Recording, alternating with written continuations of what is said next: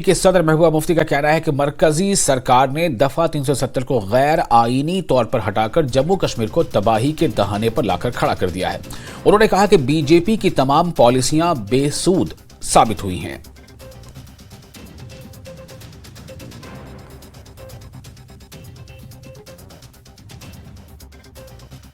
5 अगस्त का दिन न सिर्फ जम्मू कश्मीर के लिए बल्कि पूरे जमहूरी हिंदुस्तान के लिए एक सयातरीन दिन है। आज ही के दिन 5 साल पहले मरकजी सरकार ने जम्मू कश्मीर जैसे हसास रियासत के टुकड़े कर दिए और हमारे इख्तियारात छीने, हमारी शिनाख्त, हमारा तशख्खुस, हमारी सालमियत को तार-तार कर दिया और गैर आईनी हरकत को छुपाने के लिए उन्होंने जम्मू कश्मीर को एक खुली जेल में तब्दील कर दिया।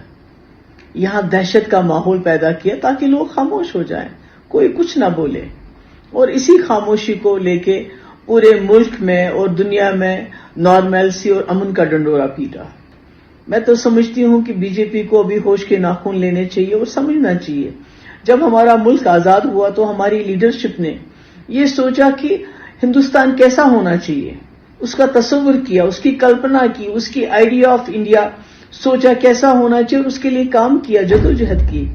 इसी तरह जम्मू कश्मीर के लोगों ने जब हिंदुस्तान के साथ हाथ मिलाया, मुल्क के साथ हाथ मिलाया, तो उनके जहन में भी एक आइडिया था कि जम्मू कश्मीर कैसा होना चाहिए, और उस आइडिया को पूरा करने के लिए, उस तस्वुर को पूरा करने के लिए जम्मू कश्मीर के लोगों ने बहुत ही माल और जान की कुर्बानियां दी और आज भी देते रहे हैं, आज भी जेलों में हैं।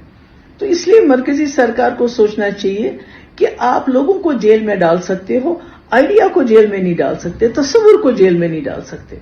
मुस्लिम मेजॉरिटी स्टेट होने के बावजूद हमने इस मुल्क के साथ हाथ मिलाया, इस मुल्क के साथ आ गए।